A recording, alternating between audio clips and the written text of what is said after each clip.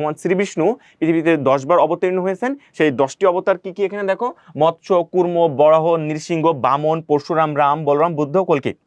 এখানে বলে রাখা ভালো, কল্কি অবতার পৃথিবীতে এখনো অবতীর্ণ হন নাই, মানে পৃথিবীর শেষ যুগে মানে কলি যুগে কল্কি অবতার অবতীর্ণ হবেন।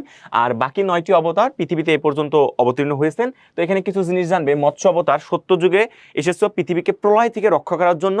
তারপরে আমরা যদি দেখি কুর্ম অবতার, বরাহ, নৃসিংহ, বামন, পরশুরাম, রাম, বলরাম, আমরা সকলে এটা জানি। তো আমাদের কাজটা হবে এখানে যে অবতারগুলো আছে এই অবতারগুলো সুন্দরকে আমাদের মুখস্থ রাখা এবং সিকোয়েন্সগুলো মুখস্থ রাখা, কোন অবতারের পর কোন অবতারগুলো এসেছিল। সো এটা হচ্ছে তোমার জন্য খুবই গুরুত্বপূর্ণ যে 10টি অবতারে কোন অবতারের পর কোন অবতার এসেছিল। মৎস্য, কুর্ম, বরাহ, নৃসিংহ, বামন, পরশুরাম, রাম, বলরাম, বুদ্ধ, কল্কি, যেন একটার পর একটা আমি সিকোয়েন্সিয়ালি বলতে পারি, যেন কোনোটা ভুল না হয়। দেখবো বহু নির্বাচনী প্রশ্ন। এই প্রশ্নগুলো আমরা বিগত যে বোর্ডগুলোতে এসেছে, অনেক সময় দেখা যায় এসএসসি পরীক্ষায় এই বোর্ড প্রশ্নগুলো হুবহু কমন চলে আসে বা এরই আঙ্গিকে প্রশ্নগুলো আসে। তো আমরা এখানে অনেকগুলো কোশ্চেন রেখেছি, এই কোশ্চেনগুলো তুমি যদি একটু ভালো করে দেখো তোমার পরীক্ষা অনেক সুন্দর হবে। তো প্রথমে বলছে তমাদি দেবং পুরুষং পরং স্তমস্য বিশ্বস্য পরং নিধানম, এটি কোন গ্রন্থের অন্তর্গত? এটা হচ্ছে শ্রী শ্রী গীতা গ্রন্থের অন্তর্গত। তারপর হচ্ছে কোন দেবতাকে নটরাজ বলা হয়? নটরাজ কোন গ্রন্থকে বলা, কোন নটরাজ কাকে বলা হয়? মহেশ্বরকে বলা হয়, ভগবান শিবকে বলা হয়। তো আমরা জানি ভগবান শ্রী বিষ্ণু, শ্রী ব্রহ্মা এবং শিব, ব্রহ্মা, বিষ্ণু, শিব এই 3টি দেবতা আমাদের প্রধান। এই 3টি দেবতার ভিতরে নটরাজ কাকে বলা হয়? মহেশ্বরকে বলা হয়। আমরা এটাও জানি সৃষ্টির দেবতাকে ব্রহ্মা, আমাদের পালনকর্তা বিষ্ণু, এবং ধ্বংস এবং প্রলয়ের দেবতাকে ভগবান শিব। তারপর হচ্ছে কোন পুরাণে ভগবান বিষ্ণুর পৃথিবীতে বিশেষ উদ্দেশ্য অবতরণের কথা উল্লেখ রয়েছে? এটা হচ্ছে শ্রীমদ্ ভাগবত পুরাণে উল্লেখ রয়েছে, এটা কিন্তু মুখস্থ রাখতে হবে।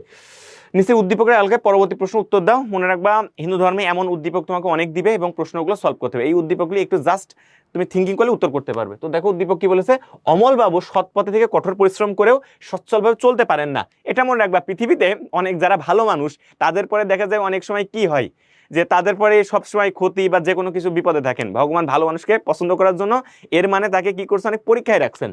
তাই তিনি মন্দিরে পুরোহিতের কথা এক বিশেষ দেবীর পূজা করেন। হঠাৎ গ্রামের অনেক শিশু এক রোগে আক্রান্ত হয়।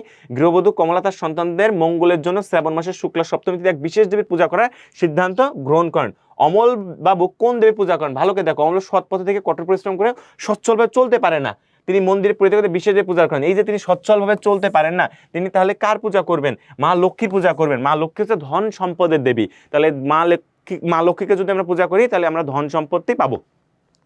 পরবর্তীতে বলছে গৃহবধূ কমলা যে পূজা করার সিদ্ধান্ত নেন তার ফলে কি হয়? তো আমরা এখানে দেখেছি গৃহবধূ কমলা তার সন্তানদের মঙ্গলের জন্য এমন একটা পূজা করেন। কেন পূজা করেন? হঠাৎ গ্রামে অনেক শিশু রোগে আক্রান্ত হয়। তাহলে রোগে যদি আক্রান্ত হয়, আমরা পড়েছি শীতলা দেবীর কথা, তাহলে এখানে আমরা দেখি তাহলে শীতলা দেবীর যদি পূজা করা হয় তাহলে কি পরিষ্কার পরিচ্ছন্নতা বিষয়ে সতর্ক হওয়া যায় এবং এখানে অন্যায় অশুভ দূর হয়, প্রণিকুল বিভিন্ন রোগ থেকে মুক্তি। এটা হচ্ছে 1 ও 3 হবে, এখানে উত্তর হবে 1 ও 3। তাহলে পরিষ্কার পরিচ্ছন্ন বিষয়ে সতর্ক হতে পারবা, প্রাণিকুল বিভিন্ন রোগ থেকে মুক্তি পাবে, কারণ অন্যায় ও অশুভ এখানে দূর হচ্ছে না, কারণ শীতলা দেবী হচ্ছে সবসময় পরিষ্কার পরিচ্ছন্নতা দেবে। হ্যাঁ, এটা ঈশ্বর বিভিন্ন যুগে এবং বিভিন্নভাবে অবতরণের কারণ কেন? ঈশ্বর বিভিন্ন যুগে বিভিন্ন অবতরণের কারণটা কি? কারণটা হচ্ছে আমাদের স্রষ্টা আমাদেরকে সৃষ্টি করেছেন, যখন আমাদের সৃষ্টি করেছেন অবশ্যই তিনি আমাদের দেখভালের দায়িত্বও রেখেছেন। তো এদের ভিতর দেখা গেল ভালো মানুষকে যদি খারাপ মানুষ অত্যাচার করে তাহলে কি হবে? এটা একটা ইকুয়ালিটি থাকবে না। তো এখানে দেখো পৃথিবীর সকল মানুষের সুখে রাখার জন্য, পৃথিবীর সকল মানুষের সুখে রাখার জন্য না, শুধুমাত্র ভক্তদেরকে সুখে রাখার জন্য, ভক্তদেরকে। তাহলে এটা বাদ, আর 1 নম্বর যদি বাদ থাকে তাহলে উত্তর হবে 2 এবং 3। তাহলে ধর্মকে রক্ষা করার জন্য, সাধুদের রক্ষা ও দুষ্টদের দমন করার জন্য। দেখো সৃষ্টির স্থিতি ও প্রতিপালকের দেবতাকে, সৃষ্টির স্থিতি ও প্রতিপালক, স্থিতি মানে তোমাকে কি রক্ষা করায়, সৃষ্টির স্থিতি ও প্রতিপালকের দেবতাকে, তাহলে ভগবান শ্রী বিষ্ণু। সৃষ্টির স্থিতি ও প্রতিপালকের দেবতা হচ্ছে